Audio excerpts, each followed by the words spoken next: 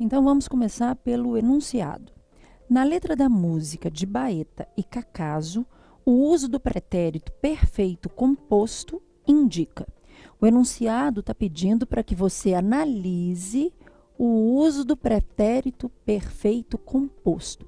Ao ler o poema, você vai ter que entender o que causa, o que indica o uso desse pretérito perfeito no sentido, na construção do significado do texto. Bom, vamos lembrar, quando eu falo, não é, do pretérito perfeito composto, pretérito perfeito composto é uma forma que se constitui de um verbo que é o verbo auxiliar ter, que vai ser acompanhado do particípio passado do verbo que é o verbo principal. Então, a primeira coisa que a gente vai fazer é sublinhar esse pretérito perfeito composto na música. Então, vamos lá. Ah, como eu tenho me enganado, como tenho me matado por ter demais confiado nas evidências do amor. Como tenho andado certo, como tenho andado errado, por seu carinho inseguro, por seu caminho deserto. Como tenho me encontrado, como tenho descoberto a sombra leve da morte, passando sempre por perto. O sentimento mais breve rola no ar e descreve a eterna cicatriz. Mais uma vez, mais de uma vez, quase que fui feliz. Então, o que chama atenção?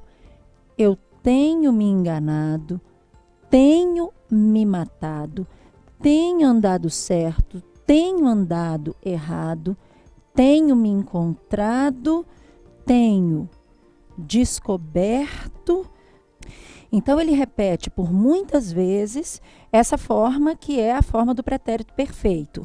O tenho mais alguma coisa. O que isso indica? Não é? Indica essa forma, né? O tenho alguma coisa, indica sempre um fato que se repete. E um fato que, na verdade, está próximo do presente. Então, veja só, a gente pode separar esse poema por trechos. Quando ele diz aqui, olha, ah, como eu tenho me enganado, como eu tenho me matado por ter desconfiado nas evidências do amor. Ele diz que continua, não é, sofrendo, continua se enganando por um motivo. Ele confiou demais nas evidências do amor. Então, essas evidências, nas quais ele achava que eram evidências, parece que não eram, não é? Essas evidências, elas eram o quê? Completamente ilusórias. Por isso ele se engana, por isso ele se mata. A ideia do tenho me matado, tenho sofrido, não é?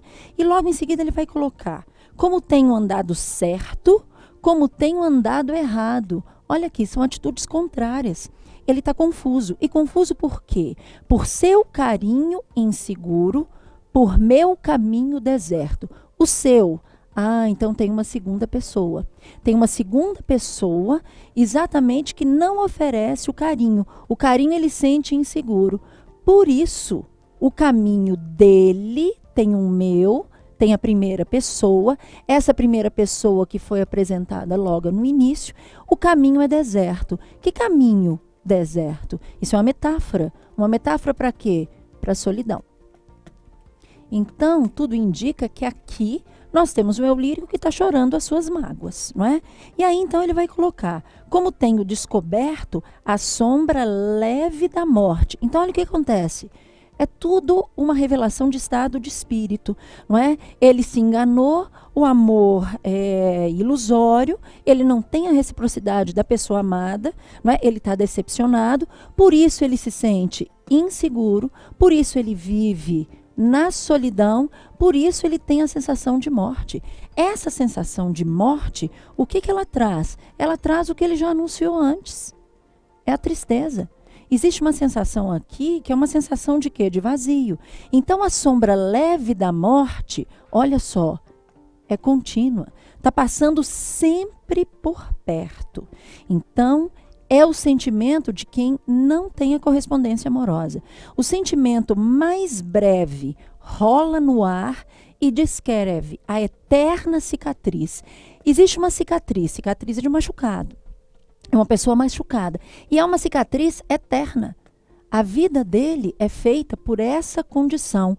Qual condição eterna? E aí então ele anuncia, mais uma vez, mais de uma vez, ou seja, várias vezes, e agora, novamente, ele quase foi feliz. Ele nunca chega a ser feliz. É um quase. E daí a gente pensar no título, meio termo. Por que meio termo? Ele nunca tem por inteiro. Ele não vive a felicidade. Ele é sempre quase feliz, mas ele nunca chega lá. Portanto, agora a gente volta no enunciado. O enunciado está pedindo por que se usa o pretérito perfeito composto. O pretérito perfeito composto indica o quê? Letra B. O estado de desilusão amorosa vivenciado pelo eu lírico.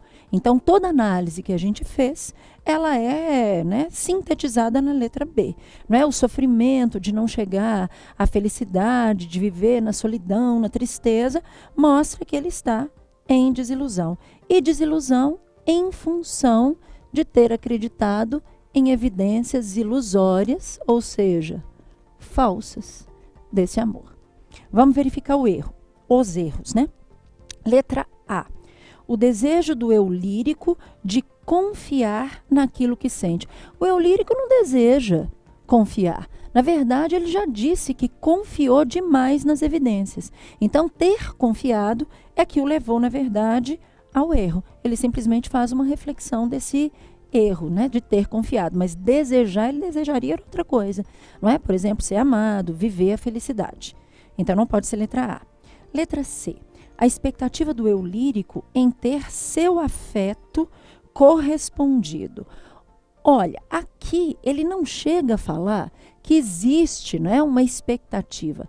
Ele está comprovando, ele está, melhor dizendo, explicitando pelo pretérito perfeito composto que existe, né, um fato que se repete, que é contínuo, dele não alcançar essa felicidade. Então, né, a expectativa, ela não está explicitada. A gente até podia imaginar que ele gostaria de ter o afeto correspondido, mas ele não coloca isso. Ele está querendo dizer das consequências de ter confiado demais nessas evidências ilusórias do amor. Então, não pode ser letra C. Letra D. A certeza da infelicidade constante na vida do eu lírico. Aqui não se fala de certeza. Aqui tem apenas, não é, sentimentos que são colocados. Às vezes esses sentimentos, inclusive, são contraditórios. Como é o caso aqui, olha, tem andado certo e tem andado errado. Então, você não pode falar em certeza. Existem sensações, existem experiências afetivas. Então, na letra E, não existe, na verdade, dúvida em relação à realização do que ele sente. Ele sabe o que ele sente, ele só não gosta de sentir tudo isso que ele mencionou. Então, a resposta é letra B.